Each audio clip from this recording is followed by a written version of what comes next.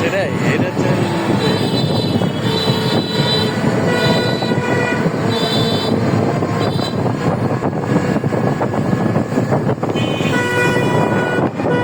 আসসালামু আলাইকুম।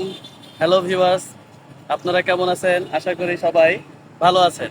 আজকে আমি এসেছি রাজশাহী শহরের গ্রিন সিটি এবং তালাইমারি রোড। গ্রিন সিটি অর্থ হচ্ছে সবুজের নগরী। এই শহরকে সবুজের নগরী বলার কারণ একটাই, যে এই শহরের যে রাতের যে নগরীটা কত সুন্দর। এবং এর শুধু লাইটিং তা না, এর যে সবুজের সমারোহ এবং বিভিন্ন ধরনের ফুলের পসরা সাজিয়েছেন আমাদের এই রাজশাহী শহরের যে শহর নগরী দাতা, তাকে বলা হয়, তার নাম হচ্ছে খায়রুজ্জামান লিটন। তিনি তার শহরটাকে এত সুন্দর করেছে।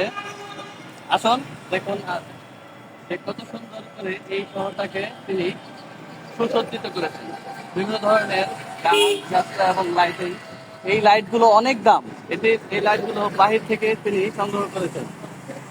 এই এরকম শহর যদি আমাদের দেশের প্রত্যেকটা অঞ্চলে থাকতো, তাহলে আমাদের শহরটা অনেক সুন্দর হয়ে উঠতো। আমাদের দেশটা অনেক সুন্দর হয়ে যেত। আর বিভিন্ন ধরনের পর্যটকরা আমাদের দেশকে অনেক ভালোবাসতো এবং আসতো। এতে আমাদের বিদেশি পর্যটক অনেক বেড়ে যেত, যা আমাদের দেশের অনেক উপকারে আসতো। তে আশা করি আপনারা একবার হলেও এই রাজশাহী শহরে আসবেন এবং এই সৌন্দর্যটা উপভোগ করবেন। আর